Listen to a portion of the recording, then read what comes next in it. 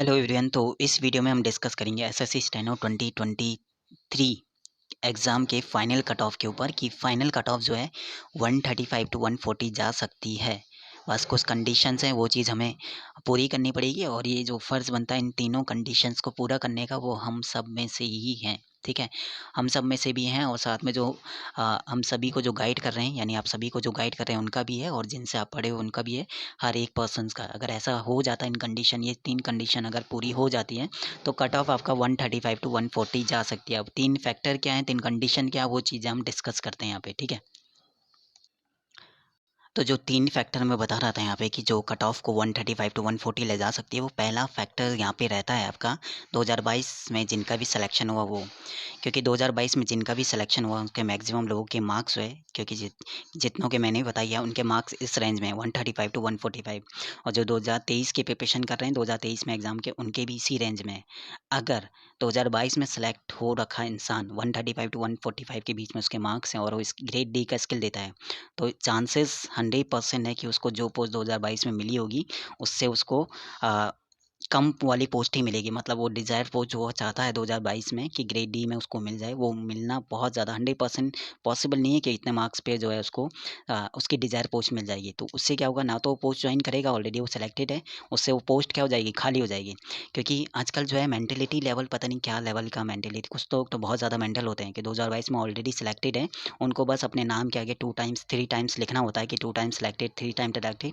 उसके चक्कर में जो है वो इस बार भी ग्रेड डी देंगे और इस बार भी अपना क्या करेंगे, फिर एक कुछ नहीं होगा, उनके नाम के आगे बस हो जाएगा कि 2 टाइम्स एसएससी स्टेनो सिलेक्टेड, ठीक है? और ये 2 टाइम्स 3 टाइम्स के टाइम पे अगर ऐसी ही 500 लोग भी मिल जाते हैं तो 500 सीट वेस्ट हो जाएँगी। तो थोड़ा बहुत मेंटालिटी लेवल थोड़ा बहुत चेंज हो करनी पड़ेगी। और ये चीज़ देखिए 2022 में जिनका भी सिलेक्शन हुआ है, ठीक है? उनमें से 1000 लोग मैं कह सकता हूँ कि इस रेंज में मार्क्स ला रहे होंगे और 1000 में से अगर 500 भी ग्रेड डी का स्किल टेस्ट देने गए, तो उन 500 में से 300-400 का सिलेक्शन हो जाना है और 300-400 पोस्ट बहुत होती हैं भई, ठीक है? तो जो 2023 में ऑलरेडी जिनको लगना चाहिए था, ठीक है? इतने मार्क्स पे वो नहीं लग पाएँगे, ठीक है?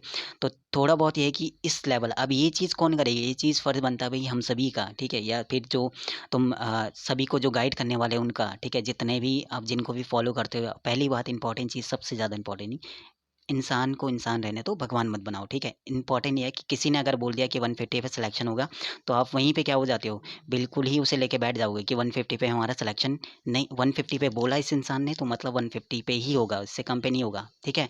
तो वो इंसान है, उसको इंसान रहने दो, भगवान नहीं बनाओ, कोई भी हो ए टू ज़ेड या जिसको भी आप फ़ॉलो करते हो। जितना भी वो बता रहा है उतने पे नहीं, जितना रेंज आपका बनता है कि 135 आपको लगता है खुद से भी एटलीस्ट आपको सोचना है 135 मार्क्स लाने वाला मेंटल लेवल ऑलरेडी उसका इस टाइप का बन जाता है कि उसे खुद पता चल जाता है कि 135 पे क्या-क्या कंडीशन मेरी बन सकती है, कि मेरा सिलेक्शन होने के क्या चांसेस हैं, ठीक है? बहुत सारे फैक्टर बनते हैं जो आपका सिलेक्शन डिसाइड करेगा। आपका नॉर्मलाइज़ेशन आप बता कम या ज़्यादा हो गया तो आपका सिलेक्शन हो जाएगा। 2022 वाले स्टूडेंटों ने अगर ग्रेड डी का स्किल स्किप कर दिया तो आपका सिलेक्शन हो जाएगा, ठीक है? स्किल टेस्ट जल्दी हो गया तो आपका सिलेक्शन हो जाएँगे। तो ऐसे बहुत सारे फैक्टर हैं जो आपका सिलेक्शन हो जाएगा। तो जो 150 बोल रहे हैं, वो इस हिसाब से बोल रहे हैं कि अगर स्किल टेस्ट को 4-5 महीने मिलते हैं तब। पहला आपका काम यही है कि 2022 वाले जितने भी सिलेक्टेड लोग हैं, फिलहाल वो खुद से ही इतने समझदार हैं क्या, एक अच्छी पोस्ट पे वो ऑलरेडी पहुँच चुके हैं, तो वो कभी ऐसा नहीं करेंगे। 99% लोग ऐसा नहीं करेंगे कि इस बार वो ग्रेड डी का स्किल देंगे, जिनका भी इस रेंज में मार्क्स होगा। तो वहाँ से आपका कट ऑफ के चांसेस कम होने के हाई हो जाएँगे। सेकंड चीज़, अब आपको क्या करना है कट ऑफ कम करने के लिए स्किल टेस्ट देखिए, नॉर्मलाइज़ जैसे ही आपका रिज़ल्ट आता है, उसमें स्किल टेस्ट की डेट वो दे देंगे। अगर उन्होंने डेट दे दी है जून, ठीक है, एसएससी ने, तो वहाँ पे बैठ मत जाना कि जून डेट दी है तो इसका मतलब ये नहीं कि जून में आराम से हम करेंगे।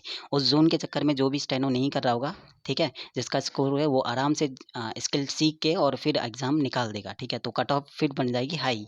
तो वहाँ पे ही फ़र्ज़ क्या बनता है आप लोगों का कि एक का टाइप से कोई कैंपेन चलाना कि हमारा स्किल जो है वो जल्दी होना चाहिए, क्योंकि एसएससी का रूल है ना, ये चीज़ आपका गलत नहीं है कैंपेन चलाना, क्योंकि 2022 में जहाँ वो 3 महीने दे रहा है, 2023 में वहाँ वो 5 महीने दे रहा है, ये चीज़ गलत है।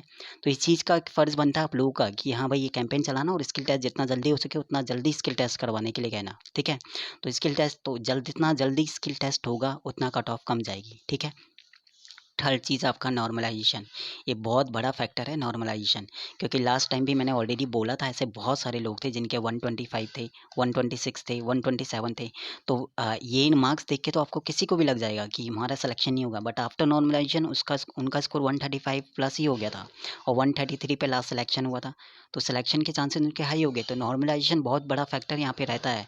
और किसी ने भी ये चीज़ नहीं बताया कि नॉर्मलाइजेशन कितना मैक्सिमम जा सकता है, क्योंकि सब मिनिमम बता रहे हैं कि 2-3 नंबर बढ़ेगा, 4-5 नंबर। आपका एक क्वेश्चन शिफ्ट में रॉन्ग होता है तो आपके 6-7 बढ़ जाएँगे, 2 क्वेश्चन रॉन्ग होता है तो 10 तक बढ़ जाएँगे, ठीक है?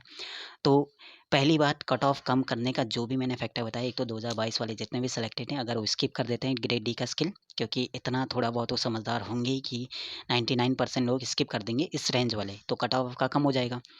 स्किल टेस्ट जितना जल्दी हो सके उतना बढ़िया है। अगर स्किल टेस्ट लेट पहुँचा देते हैं तो आपका फ़र्ज़ बनता है कि स्किल टेस्ट को जल्दी कराना, ठीक है? तो वहाँ पे कट ऑफ आपका और कम हो जाएगा। थर्ड चीज़ आपका नॉर्मलाइज़ेशन, अगर आपको लग रहा है अभी सिलेक्शन के चांसेस कम है, तो नॉर्मलाइज़ेशन तक आपको वेट करना पड़ेगा, क्योंकि नॉर्मलाइज़ेशन हो सकता है आपका 6-7 नंबर, आप एक्सपेक्ट कर रहे हो 1-2 नंबर लेकिन बढ़ जाए 6-7 नंबर, तो वहाँ पे चांसेस हाई हो जाएँगे, ठीक है? तो ये चीज़ आपका रहता है, जो फैक्टर हैं कुछ कि कट ऑफ वाक़ई में ही इतना जा सकता है, बट ये चीज़ हो तभी पॉसिबल है, ठीक है? बाकी कोई डाउट होता है कमेंट सेक्शन में आप पूछ सकते हो। टेलीग्राम ग्रुप ज्वाइन कर लेना, लिंक डिस्क्रिप्शन में। बट जो भी पॉइंट मैंने बोला है, एक भी पॉइंट ऐसा नहीं होगा जो गलत लगे आपको, ठीक है?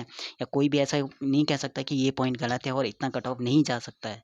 ये सब कंडीशन होने के बाद ऐसा हो ही नहीं सकता, ठीक है?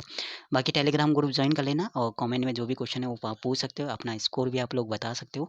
स्कोर बताने का कोई फ़ायदा नहीं, मैंने आपका सेव स्कोर ऑलरेडी इससे पहले 2 वीडियो में, एक ग्रेड सी के लिए मैं बना चुका हूँ, ग्रेड डी के लिए बना चुका हूँ। इतने टाइम से मैंने नहीं बनाए थे, उसका रीज़न था कि मैं कोई एग्ज़ाम भी था मेरा, तो उसकी प्रिपरेशन भी चल रही थी, उसका एग्ज़ाम दिया और अब जो है थोड़ा फ्री हूँ, तो अब अपने जितने भी कमेंट में पूछते हो तो उसका रिप्लाई मिल जाएगा, नहीं तो टेलीग्राम पे आप पूछ सकते हो पर्सनली भी, ठीक है? शुक्रिया, टेक केयर, बाय-बाय। और नेगेटिव कमेंट से बचना भाई, करने से भी और बोलने से भी, ठीक है? क्योंकि आप एक ऐसे लेवल पे हो आप, हो सकता है काफ़ी लोग जॉइन करने वाले होंगे, हो सकता है काफ़ी लोगों ने जॉइन किया भी होगा, तो ये सब चीज़ों से बचना। शुक्रिया, टेक केयर, बाय-बाय।